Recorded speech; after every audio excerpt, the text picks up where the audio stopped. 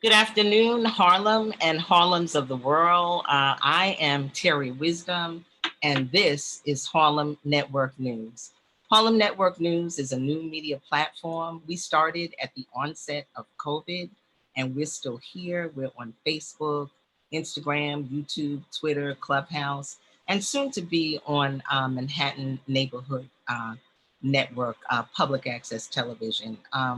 We are the voice and the drumbeat of Harlem and Harlems of the world. And we started to just assure that our communities would be informed.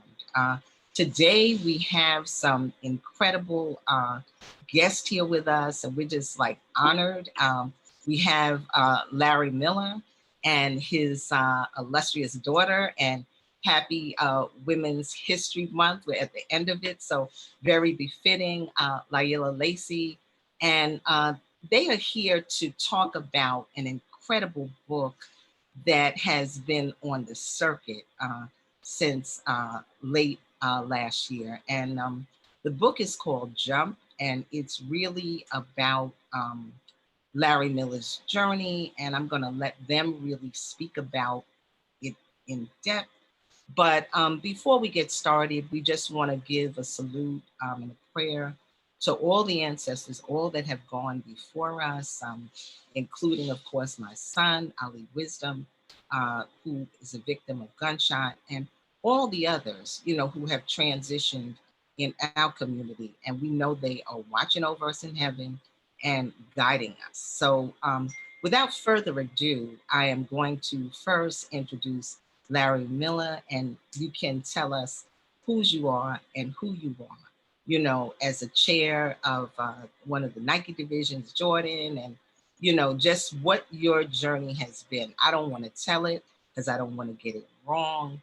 And I know you know your story. Thank you.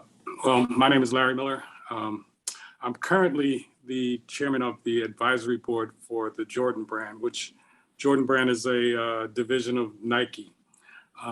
For many years, I was the president of the Jordan brand and helped to grow and develop Jordan as a brand. Before that, I worked for the Portland Trail Blazers. I was the president of the Portland Trail Blazers for 5 years. And prior to that, just a number of other jobs and both started my career here in Philadelphia, which is home. Happen to be here right now, yeah, it's been an amazing journey to get to a point where my daughter and I have created this book. But our purpose for doing this was more about telling the story and sharing the story in hope that it could motivate and inspire some folks to realize that no matter what their situation is or how bad things have been or the different challenges that they've had to deal with, that they can overcome those challenges and improve their life. So that was the whole purpose of us doing this. And I'll let her kind of, since it was all her fault that this happened. She's the one who kind of inspired me and pushed me to do this. So I'll let her talk a little bit about it. Okay, Laila. Yes, hi. I'm the co-author of Jump, My Secret Journey from the Streets to the Boardroom, written along with my dad. I'm a wife and mom of 3, stay-at-home mom, part-time writing coach, part-time tutor, and now author. So our process has been kind of a long one. We've started working on writing this about 13 or 14 years ago. Wow. And yes, so it was a journey and an amazing one. And I'm just happy and blessed to be a part of it, and that it is now here and not just an idea in my head, but an actual tangible book that is full of other ideas that we wanted to share with the world. Okay, well, thank you for that. And I think this story is really coming out at an extremely critical time. Larry, would you like to tell us a little bit about what the story is? I know you've been on Nick Cannon and been on Gayle King and, interview with Fat Joe, but here at Harlem Network News, and I'm Terri Wisdom, we want to assure that everybody knows everything. So whatever we can share, we don't make any assumptions. So just tell us, what is the story? You told us about all the accolades, all the great things that you're doing, but what was that journey? And what did you have to go through? Well, the real story is about the fact that as a young person, or when I was growing up, and as I was developing, got into a lot of trouble. Ended up, from the time I was 12, 13 years old, got involved in, started getting into trouble, got involved with the police. And when I was 16, I was in a gang, drinking wine, and I shot a young man and killed him. I was charged as an adult, even though I was 16 years old. I was charged as an adult and sentenced to 4.5 to 20 years. Did the 4.5 years, got out, was kind of in and out of trouble again, ended up back in jail for a number of armed robberies. And that last time I was incarcerated, I got involved in a program that that was in existence at the time in Pennsylvania, where you could take college credits, college classes inside the jail, and then qualify to move in, to get into this program where you actually lived in trailers outside of the jail and were able to leave and go to school every day and come back. And when I found out about that program, I was like, hey, that's how I want to do my time. So I got involved in the program. That was my motivation, was really as a better way to do time. But once I got into the program and started to learn more about things that I could potentially do, I started to really believe that I could change my life. And so through that program, I got my associate's degree from Montgomery County Community College here in Pennsylvania. Was then able to transfer those credits down to Temple University and transferred down to a halfway house in North Philadelphia. Okay. Went to Temple, got my bachelor's degree from Temple, started working for Campbell's Soup Company in Camden, New Jersey. Worked for Campbell's for 5 years. While I was there, I also got my master's degree, my MBA from LaSalle University in Philadelphia, and kind of started my career. And from that point, my career took off. I got involved with Nike, and I started working at Nike in 1997. When I started there, I didn't realize it, but I was the first Black vice president in the history of the company when I started there. Okay. Started in apparel, working as the head of apparel in the US. And then Michael Jordan was about to retire from the Bulls. And the decision was made to kind of set Jordan up as a separate division within Nike. And I was asked to head that up and put a team in place and, strategies on how we were going to grow the business and create a brand. Did that, then ended up going to the Portland Trail Blazers for 5 years, ended up coming back to Nike, back to the Jordan brand. But the whole time, no one, or I assumed, and in my mind, no one knew about my past. And so my whole goal was to keep it secret and to not let it come out, because I was concerned at that point that it would destroy everything I had built up to that point.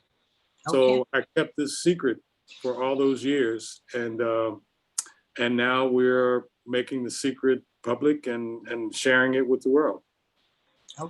Okay, that's really a phenomenal story, and it's important, as you know. This is Harlem Network News, and I'm Terri Wisdom, and as we sit in this world at this time where many of our young men and women are incarcerated under horrific conditions. And I believe the world of incarceration has changed because some of these opportunities to go to school and to rehabilitate and all of that is really not on the table, especially here in New York City.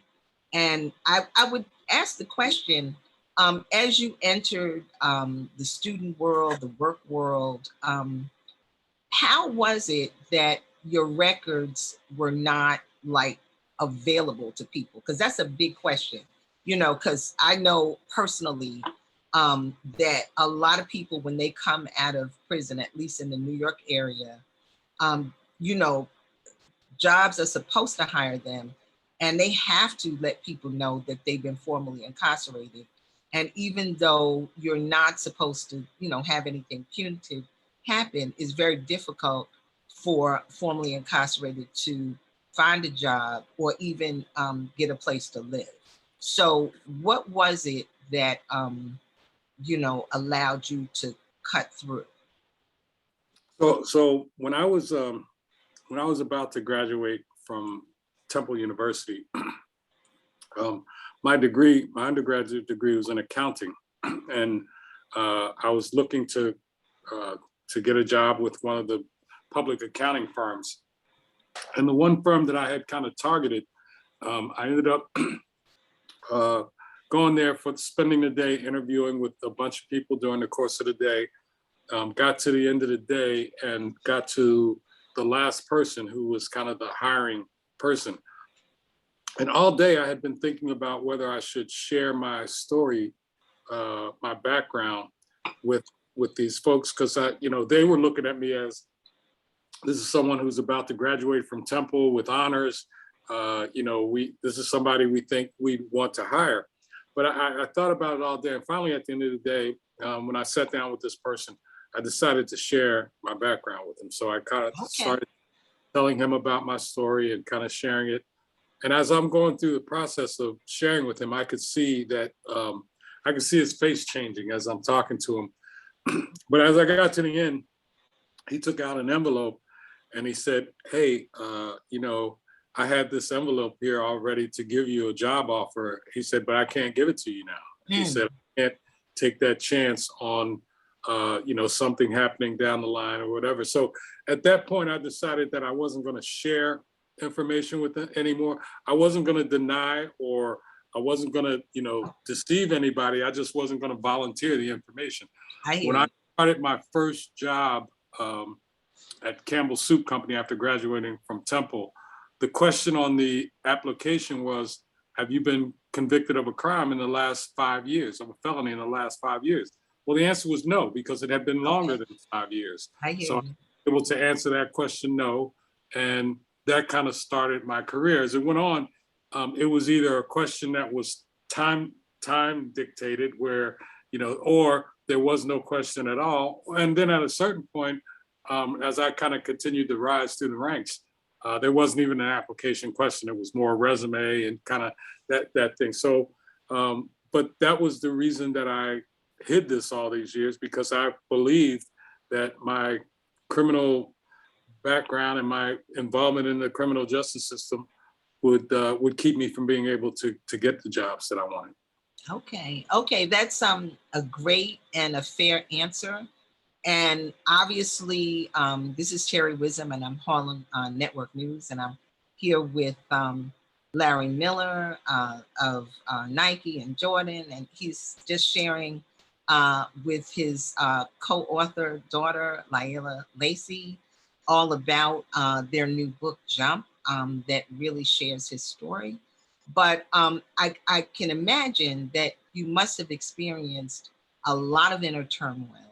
And we know, as people of color, there have been people who were, quote, passing, and nobody knew this or that. And so I can imagine as you went up the ladder, but, obviously you have like tenets of confidence, courage, steering the course. And as we're in this Women's History Month, you know, we saw the nomination of Ketanji Brown Jackson and how questions were just fired at her. And my takeaway is it's incredible that she's being nominated.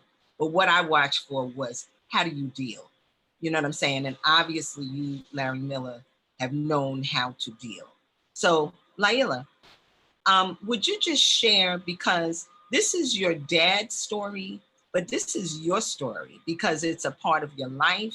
It's a part of your legacy. It's a part of your children's legacy, and it's a part of the unborn legacy. So at what point did you know your dad's story, and how did that impact your life?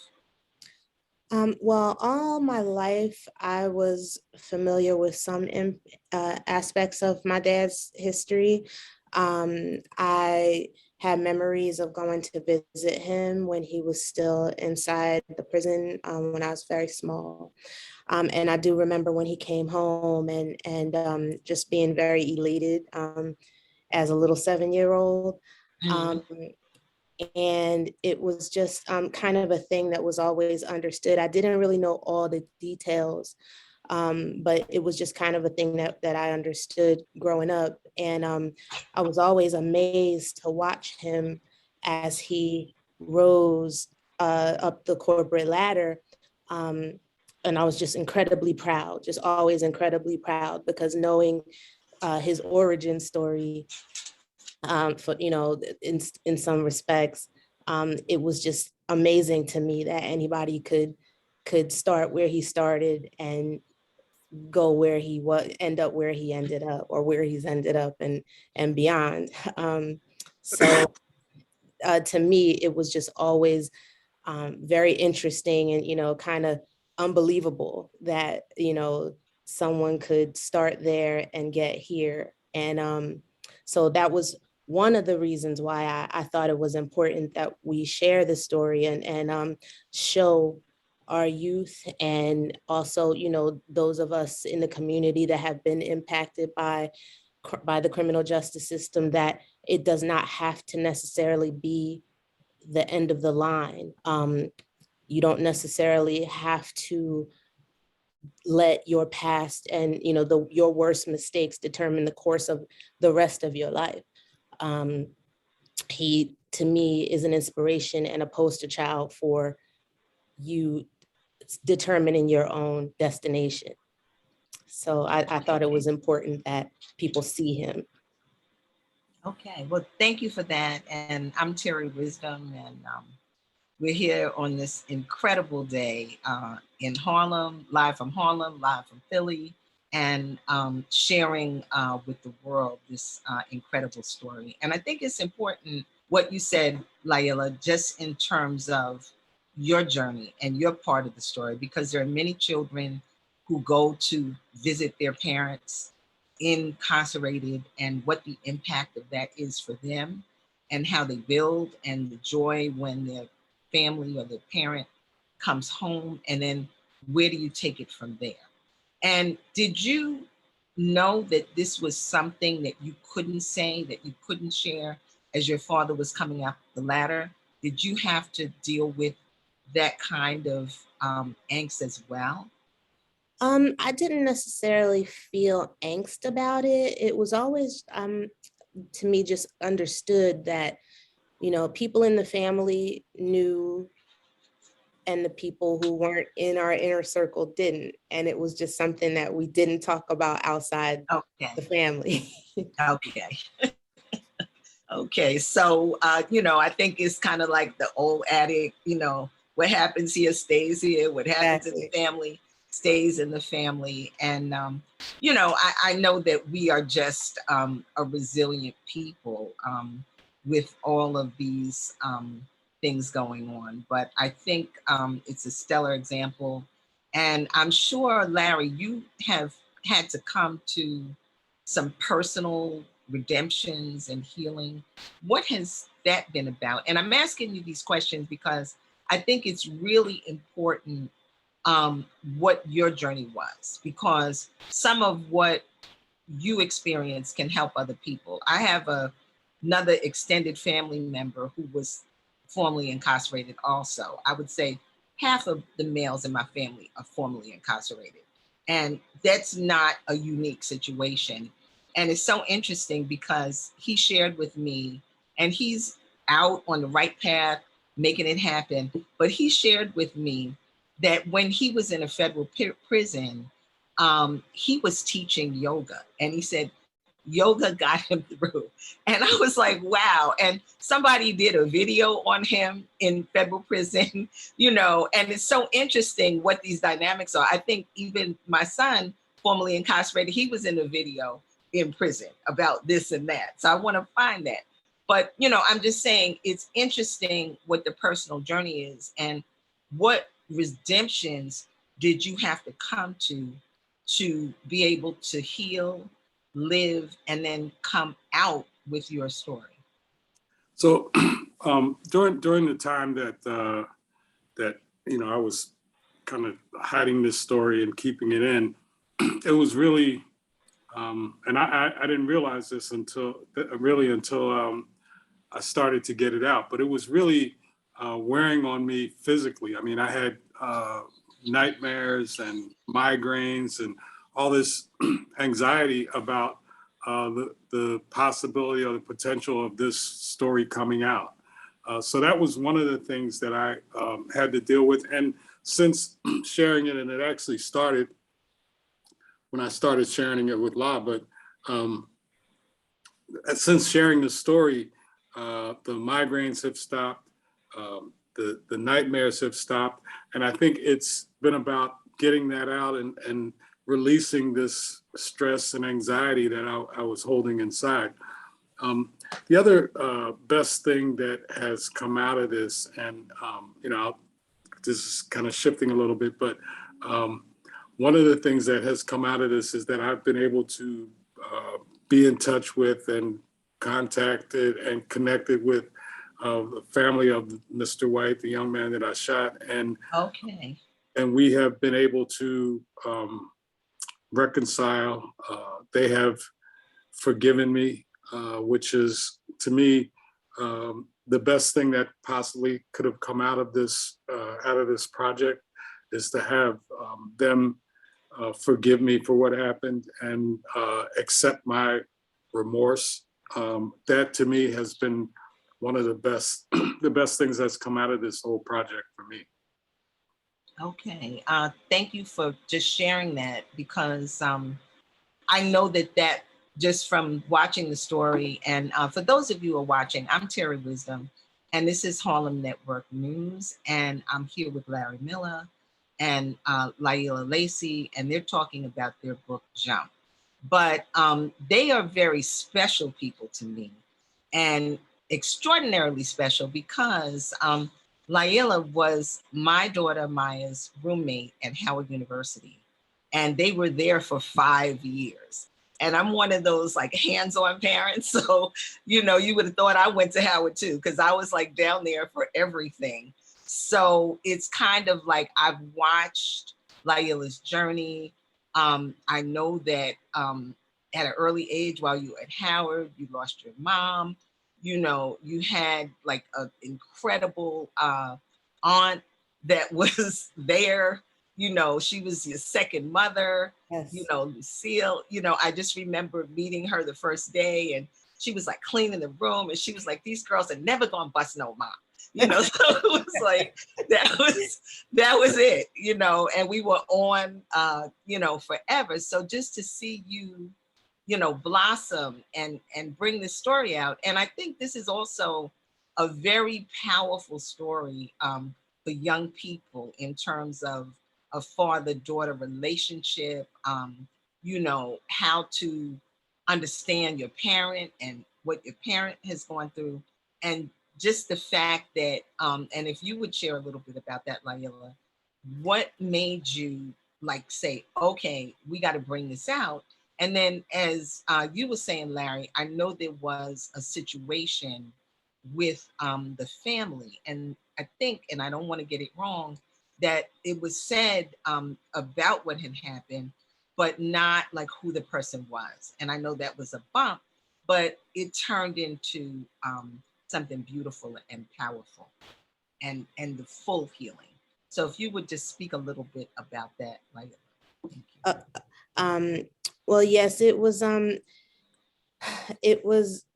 unfortunate that and we feel, you know, it was unfortunate that we had not been in contact or in communication with the family before this became public. We had tried to find them. We unfortunately didn't try hard enough, didn't push hard enough. And the New York Times was able to locate them and be in touch with them, and published a story about them before we had made any sort of contact with them. And that I regret. But like you said earlier, to turn you know, negatives into a positive, we were through that experience able to locate, communicate with, and eventually meet Mr. White's family. And it was just such an emotional and moving experience that, you know, and scary in the beginning, to be perfectly honest, but so worthwhile to just be able to give help to give my dad the opportunity to express his remorse to them. And they are a wonderful family. They were open to hear him and to hear us, and they in turn expressed their feelings to us. And that experience was priceless. It was just, you know, it was a moment I'll never forget. And I can't say enough good things about them. They, you know, just the simple fact that they were willing to hear us and to sit with us at all, I think took tremendous courage and strength. And I've learned a lot from this whole experience. So yeah, it was just very moving, very moving. Okay, that's extremely empowering and extremely important. And are there some further things that you're doing with the family as a result of the book? I think I remember hearing about some kind of scholarship funds or something to that effect. I don't know if I'm getting it wrong. Yes, our goal is to continue working with them to establish a scholarship fund in Mr. White's name so that his name is remembered, and hopefully to be able to help other youth in the future to further their education. So that's the goal. We're working on that now with them. Okay, that's great. And once again, I think you all are leading by example, you know, and encouraging other people that have gone through horrific things to know that they can transition this. What I would like to know, Larry, because I know that you're involved in a lot of things with Nike. I really got a broader perspective just listening to your interview with Fat Joe. And I'm not really like a sneaker person, but you know, of course, my children are sneaker persons, so I get it. You know, I get it. But how has coming out with this book, you know, impacted your stance with Nike, the people around you, you know, MJ, as I heard you call, you know, what impact has this had on that big world that you've been in? You know, head of a team. I mean, you know, what impact has it had? What's the response been? When we had gotten to a point where we kind of knew we were going to do this, and we had, you know, kind of like, hey, we've got a book here, we're going to do this. There were a number of people, but two people in particular that I wanted to reach out to and kind of share what we were doing and share my story, because they were not aware of my story, even though I had you know, worked closely and actually developed friendships with both of them. And that was Michael Jordan and Phil Knight. And I eventually had conversations with both of them, and I think if either of them had been like, well, maybe you shouldn't do this, or maybe you should hold off, I would have been a little more reluctant to move forward. But the reality is, they both were extremely supportive and encouraging. I remember with MJ in particular, I kind of started out by saying, hey, my daughter's been kind of, pushing me to tell this story, and I've been avoiding it. And then I kind of went into sharing the story with them. Wow. And when I got done, MJ said, hey, I agree with your daughter. You need to tell this story. Okay. He said, I think this could be inspirational to people, and I'll support you however I can. And Phil Knight was exactly the same thing. It was, hey, this is an inspirational story. You need to share it. And I think that encouragement made me more confident that we were doing the right thing. And from that point on, most of the people that I know, the people that have reached out have been supportive and encouraging. Nike has been great in their support. Nike and the Jordan brand in particular have been extremely supportive. And so it's been interesting to share the story and know people that know me but didn't know my past, and just to see and hear their reaction. And again, it's been overwhelmingly supportive and encouraging. Okay, well, thank you for that. And I got that. I listened to a lot of your website and press kits, and it was just interesting to hear what everybody had to say about you. I mean, Fat Joe sung so many accolades, just in terms of you as a businessman and when he first met you, and how you helped to structure things and come up with the whole Jordan brand, and just the mastermind of it. So on top of that, now there's this story. So that's a lot.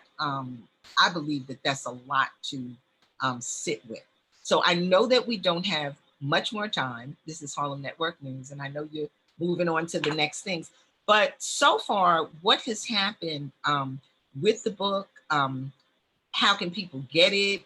What other things are happening that people can be involved in? Certainly, I am a member of a book club at Abyssinian Baptist Church here in Harlem. So we're going to read that book, and we usually talk about it. Sometimes we get the author to come. So we might invite you to Harlem. And, when we have big people, they come and, sit in church, which is, Adam Clayton Powell's church. So. I love Harlem, and any opportunity to come to Harlem, I'm in. Okay. Yeah, we're the other Mecca. Yeah. So what's going on with the book now? Where are you? What kinds of things are you doing? And Laila, please share, what you all are doing to promote this book and, just keep the story alive. So we're doing different. We've been invited and had the opportunity to speak with different organizations. We're actually here in Philly because we had an event yesterday at the school district headquarters that included an organization, or it was put on by an organization called To the Max, which is it's a youth mentoring program, and they brought several students from local high schools, Boardroom High School, West Philadelphia High School, Dobbins Tech, Mastery Charter, and who else am I forgetting? I hope I'm not forgetting anyone. I want to give all those kids a shout out, because they participate in this program because they are concerned and serious about their futures. And so they came and they listened to us and they presented us. We had a wonderful Q&A. It was early in the morning, but they were very engaged. I was proud of them. But we had that opportunity to sit with them yesterday. Also, the day before that, we were invited to speak at the Philadelphia Juvenile Justice Services Center, which houses a high school within the Juvenile Justice Detention Center in Philadelphia. And we got to, hello? Yeah, we're Sorry. here. We're here. We got to speak with them for a while, and it was just really, really amazing to try to just share with them some inspiration and just let them know that this does not have to be the end of their road, that it can, even though it's a bump in the road, it doesn't have to be a brick wall. It doesn't have to be the end of their road. So that was amazing. And we were just thankful to have those opportunities. And we're those are the types of events that we've been participating in addition to book signings and yeah, that sort of thing. So. Okay, so using the tools, and certainly you all are the living tools of this situation. I know that you have worked with, Michael Jordan on the Jordan Wing Scholarship Program. And I don't remember what the name of it was, but there were initiatives to, have like young people get sneakers or doing good work in school and all of those kinds of things. And I'm gonna, of course, Larry, have you close this out, but there was some speaking about, we know that the whole sneaker thing comes from the community, comes from us, and, people of color, particularly Black people, have always been fashion trendsetters. If you look back in the 20s, we were the ones that set it all. So that's what happened with the sneaker world. And I remember my son having, like, I don't even know how many sneakers, all kinds of pairs. He never threw them away. He saved them, so, that's just a part of it. But with the consumer side, because we are consumers, and I know I was always, when my kids were in high school, I know that there was people in the projects and they had some $300 pairs of sneakers. They might not be able to pay that rent, but they were walking in sneakers. Parents, try to get their kids, because you want to give to your kids what you can. But how are you all working to turn that trend-setting consumerism into entrepreneurs and building and all of those kinds of things? Well, one of the things that we have focused on as a part of the Jordan brand, and from the very beginning in terms of just creating the brand, our idea and our goal was always to bring out the Michael Jordan in everyone. In other words, it's been about excellence. It's been about the hard work and effort that Michael Jordan put into being the best that he could be. It's about giving your best and doing the best that you can. And that's always been what the brand, what our goal has been from the brand. And I think for a lot of people, it does represent something special to them. They may not be able to afford, great car or whatever, but to me, I think what happens is that people get a certain sense of specialness when they are able to wear a pair of Jordans, or they're able to put on something that Jordan represents. Because again, I think it's what Jordan represents it's what the brand and what Michael Jordan represent in our community, specifically in our community, in Black community. It's a representation of excellence. And I think, we've never encouraged or in any way wanted to have any violence or anything associated with our products. But the reality is, like I said, for us, it's always been about bringing out the Michael Jordan in everyone, in whatever field you happen to be in, or whatever your goal is, or whatever it is you do, to give that effort that you want to be the Michael Jordan of whatever it is you're doing. And I think that has resonated, like I said, in our communities. And I think that's why the brand is so well received. And and it's one of the few brands, if not the only one I can kind of think of sometime, that has a Black person as the representative. That logo represents a Black person, and everybody knows that, and the whole world knows that. And so, to me, I think that's one of the reasons that Jordans are so accepted in our community. Okay, okay. And I think the other reason is that you have been a great part of that and at the helm of it. So very interesting. And I know that we're out of time, and I'm going to keep you in time. How can people get the book? How can they follow you?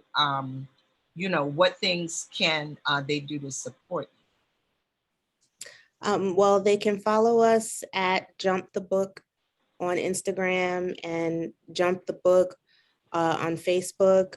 They can go to our website, which is jumpmysecretjourney.com, and stay up to date on press events or just, what we have upcoming. And I just also like to say, one of the other main reasons why we started this process in the first place was to sort of try to shift the perception of formerly incarcerated people. I feel like our society has a tendency to just throw people away and tell them that, if they've made a mistake or have been touched by the criminal justice system in some way, they are no longer worthy of participating in society at all after they've paid their debt to society. And, I just have always felt like watching my dad, it's the whole concept of second chances is something that we need more of today, especially with regard to the fact that 1 in 3 Black men is touched by the criminal justice system in some way. And that number is just like devastating to me when I hear that, 1 out of 3, but it's a fact. And I've never been comfortable with the idea of writing people off completely for the rest of their life based off of the worst mistake they've ever made. So hopefully this story and us discussing this will, kind of shed light on that and just open that discussion more. Okay, well, thank you for that. And this has been really important. And we are Harlem Network News. I'm Terri Wisdom. And one of the things that we do here and I am so grateful that you all graced us with your presence. But we reach people that don't watch CNN, that don't watch Gayle King. A lot of people are just so overwhelmed and just have lost hope and faith in a lot of things. So that's who we reach. And we're aspiring to reach more people so that our real stories can be told. And also, we try to do a little bit of an extended interview so that you're not just getting a 2-minute soundbite and you really get the essence. And I'm going to pop this question. I'm sure you've thought about it, but is the movie coming? Well, there has been some conversation about that, but I would just like to say thank you, Terri, for giving us the opportunity to, be on here and share our story with you on Harlem Network News, and just the opportunity, to your point earlier, to reach people that we may not reach through some other venues and some other opportunities. And, so again, I just want to thank you for giving us the ability to share our story with you and with your audience. And again, I would just say that if folks are interested in the book, they can, local bookstores have it, but also Amazon is a place that you can buy the book on Amazon for sure. But again, I'm grateful that we had this opportunity to share the story with you. And again, thank you so much. And thank you for what you're doing, and for, I think how you're approaching the loss of your son and the things that you're doing by really trying to give back and using that as a way to motivate you to kind of do more and give back in the community. And I absolutely appreciate and acknowledge what you're doing, and definitely kudos to you, and thank you again what you're providing for our community. Yeah, Yes, thank you. Mama Very, Terri. very important. And we will talk, see how we can work collectively, see what can happen, see how Harlem Network News can get some support. And as you know, here in Harlem, we are in the belly of the beast.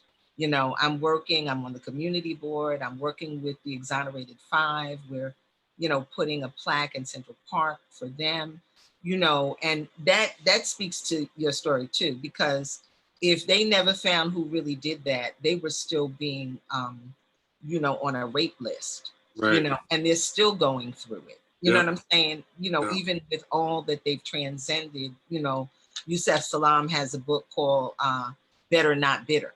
You know what I'm Right. saying? You know, Right. that's how, you know, so it's a old story, and we've got to fix it. So I appreciate you coming on. We're going to talk whatever things that can be done here in Harlem. I'm there. I will work with you collectively, and whatever you can do to work with Harlem Network News. Well, invite me to Harlem anytime. Okay. And you know, Magic Johnson Theater, that's one of our favorite theaters. My grandchildren live in Long Island, and if we're going to the movies, that's the only movie theater they want to go to, you know, because there's pictures of us there. Yeah. And of course, we saw, you know, Black Panther there, and there were people on that line. I saw it 4 times because, of course, Chadwick Boseman was one of Laila, Ali, and, you know, Maya's classmate and a friend. But there were people on the line that said, this is my 7th time seeing the theater and seeing the film. And there's nothing like going to the Magic Johnson Theater. You know, people are talking back to the film. It's, you know, it's a special experience. So we love it. So, well, okay. Invite me to Harlem anytime. Okay, you got it. Okay, so thank you so much, and continue the great work. And we're walking through this forest together. And God bless all. Blessings to my son. He's, you know, made me have to make this transition and do the work for him. And I'm gonna put his music out, whatever it is that can be done. So it's a blessing. And as Black people, sometimes we don't even get a chance to grieve. That's not in the trajectory. We just gotta, you know, keep going. So thank you. Okay. Have a great day. I appreciate you. And this will be rebroadcast on Sunday at 4 o'clock in our normal hours. So we'll promote that too. Thank you. Wonderful. Thank you. Take care. All right. Have a great day. Love y'all.